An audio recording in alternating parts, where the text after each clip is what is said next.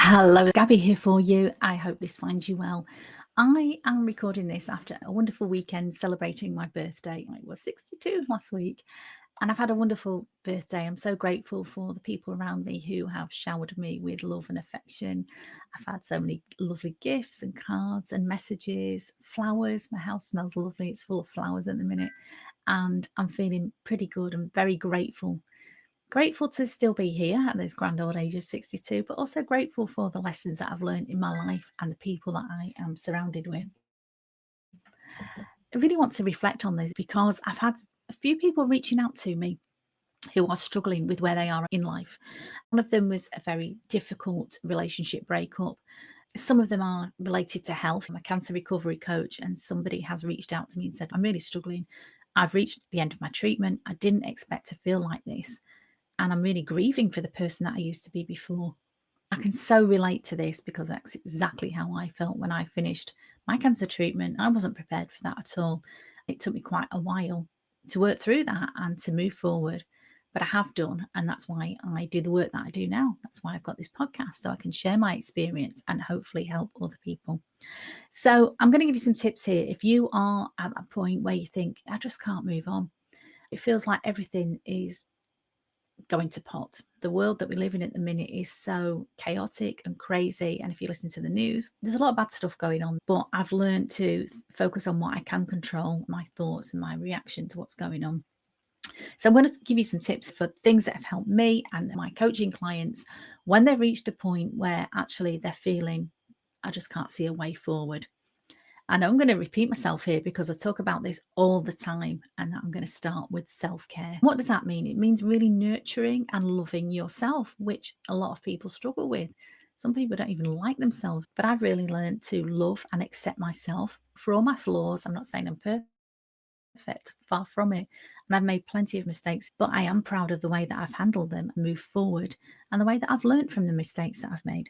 So first of all, I would talk to you about self-care and what that does that mean. And it can mean, getting some early nights. It can mean having a bubble bath and lighting a candle. But to me, it's much, much more than that. It's about the way that you talk to yourself. We all have that nagging little voice that sometimes can be our own worst critics. And I have learned to train that little voice and turn it into somebody who supports, understands, and uplifts me, not constantly nagging and criticizing. If your little voice is telling you that you're always messing up or things are never going to get better, that's not your truth, And sometimes people talk about meditation as being a really good thing to do because it quietens that little voice and it stops that little voice that may be so critical. It starts to let you hear what is your truth. What is your heart telling you? Because that critical little voice that says everything is rubbish, nothing's going to be the same again. Oh, you're never going to have your health back. Or you're never going to be young again.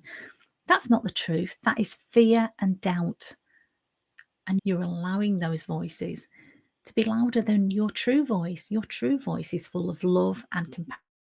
If you start to listen to it, and that starts with self-care. If you're struggling with the way you talk to yourself, if you find it easier to criticize yourself, as a lot of people do, looking for the negative, looking for the things that you've done right instead of the things that you've done wrong, start with that, because we've all done a lot of stuff wrong. We've also done a lot of stuff right, and start remembering that. I've just read a wonderful book by a friend of mine, and I'm going to do another podcast about this book in full and might try and interview this lovely lady as well. And one of the top tips that I took from her book, and she's come from a lot of struggles in her life and overcome them in a very wonderful way that I'll share with you. But one of the top tips she got for learning to reframe where she was and stop focusing on the negative was she has a list in her phone of 25 things that she's proud of. And this is not about being arrogant and big-headed. I've said this about before in my podcast. It's learning to accept the good things about you and be proud of them. Praise yourself and love yourself for the good things you've done.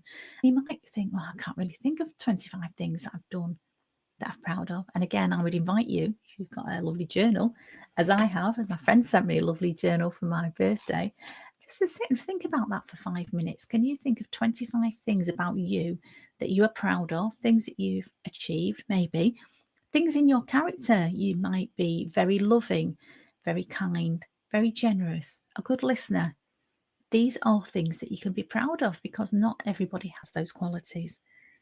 What have you gained in your life? Have you got wisdom?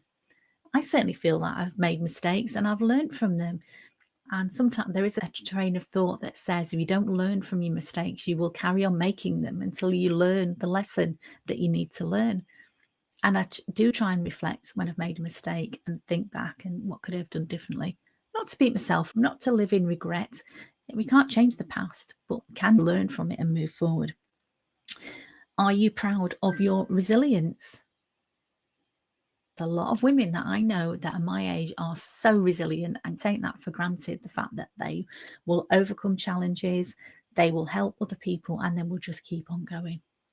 You know, that experience that you've got, you don't get to live to a good age and not have a lot of experience. Some good, some bad, I'm sure. Nobody gets, unfortunately, all good experiences. And as much as I say, you know, I'm here to share the good experiences in my life, you know, I'm not happy go lucky 24/7. And in the past, I've been prone to depression, but I've learned now a lot of tips and techniques through my coaching work that helps me not to stay in that place. Yes, I get sad sometimes. Yes, I get depressed sometimes, but I don't stay there very long because I know how to get out of that place. One of the best things you can do is be very kind to yourself, and that's what self-care is. Also focus on being grateful for everything you've got in your life. I've spoken to a good friend who's fostering children and she is doing gratitude with the children. Ending your day with to think about 10 things that you're grateful for. Have you got a roof over your head? Have you got food in your fridge?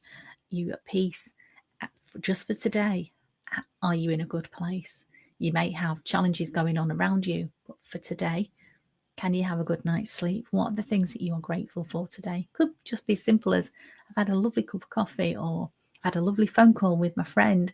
What are you grateful for today? Focus on them and you can train your mind. Sometimes we think, oh, well, I can't help it. I hear people say, that's just the way I am. Now, that's fine if that's how you want to live.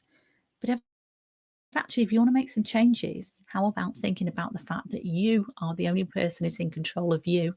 You can change the way that you think because I've learned to do this and other people have as well. I really want to go back over that point, the fact that your inner voice, if it's very critical and it's very negative, that is not your truth.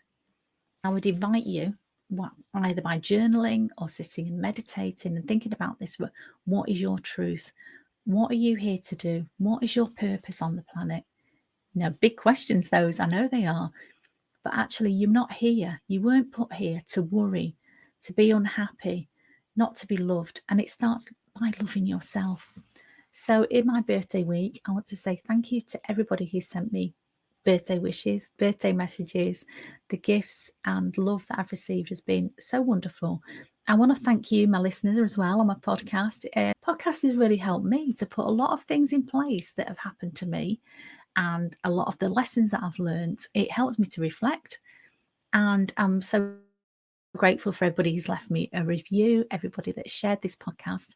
And if you could do that for me, if you can leave me a review or let me know anything that you'd like me to talk about on another podcast, I'd be really grateful for that as well. As always, I urge you to stay safe and stay sane. Have a wonderful week, my darling. Thank you so much for listening. It means the world to me. Take care. Bye-bye.